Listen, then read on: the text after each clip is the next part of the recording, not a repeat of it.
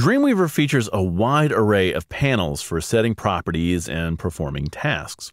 Keeping track of and organizing these panels would be an exhaustive task if Dreamweaver's interface wasn't so well thought out. In this movie, we'll take a closer look at managing and taking care of these palettes.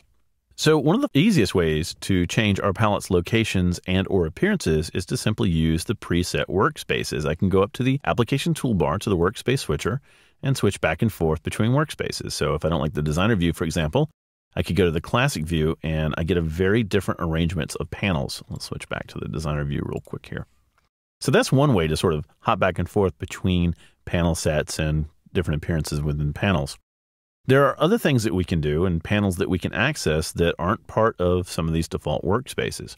So if you need to access a panel that's not open by default, you can go right up to the menu, go to Window, and just find the panel you're looking for. Any currently open panel has a check mark beside it, so it's really easy to find one that's not open and go ahead and open it up. You'll notice that this time I selected the tag inspector and a new panel didn't really open up. It was just part of a group. It wasn't active, but it's still part of a group. So when I have multiple panel groups like we have here in the middle, simply clicking on the tag for that particular panel will focus on that panel and allow us to access that panel's content, which is awesome. Even though these panels are originally arranged within sort of this panel dock that we have over here on the right-hand side, they don't have to be.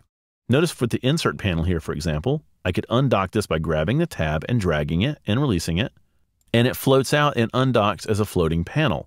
So you can do that as much as you want. As a matter of fact, you could totally customize these. You could grab another panel, float it, and you could even combine them together.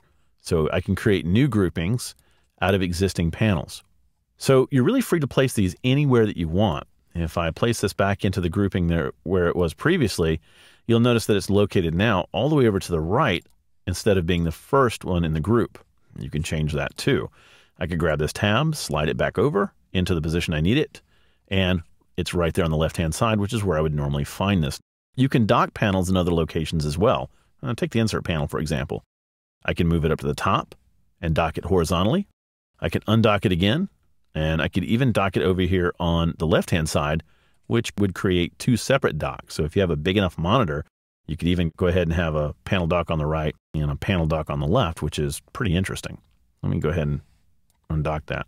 If you do a lot of playing around like this, your interface can get really cluttered. So anytime that you want to reset one of your interfaces, all you have to do is go right back up to your workspace switcher, choose Reset, and it'll reload it right back where it was before. So all my panels are now right back in the position that they were before. Let's talk about working with these panel sets on smaller monitors. Right now, these panels are taking up a lot of screen real estate, and this can sort of make it hard to work on larger sites. So I can come over to my panel groupings, and I've got a little icon right up here at the top of the dock. And when I click that, I can collapse these panels down to icons. Now, the first set of icons that you see also has the label of the panel. So simply clicking that icon will activate that panel, and now I can use it and do what I need to do, and clicking the icon again will collapse it back down to the icon. However, I can grab the divider between these, and to further save a little bit of screen real estate, I can move the divider to the right and collapse it down to where these are simply icons. Once again, hovering over them will give me the name of the panel, and clicking on it will activate the panel just as it did before. Whenever I need these panels back out and expanded, I simply click the icon up top that expands the panels out again, and I'm back to where I started. If you're really looking for a fast way to hide all the panels and get everything out of the way so you can simply work on your site, F4 is the function key you want to remember. If I click F4, notice that all of my panels go away.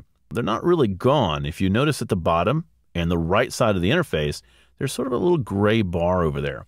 If I hover over that bar, my panels come right back. I can access them, do whatever I want to do, and then when I move my mouse away, they collapse again. So that's a very quick and easy way to sort of hide everything, only accessing these panels when you need to. F4 is a toggle, so hitting that key again brings the panels right back again. What I hope this illustrates is how customizable Dreamweaver's interface really is. You can modify it to suit your own personal workflow, and as we'll see, use workspaces to save these custom layouts to make switching between interface layouts quick and easy.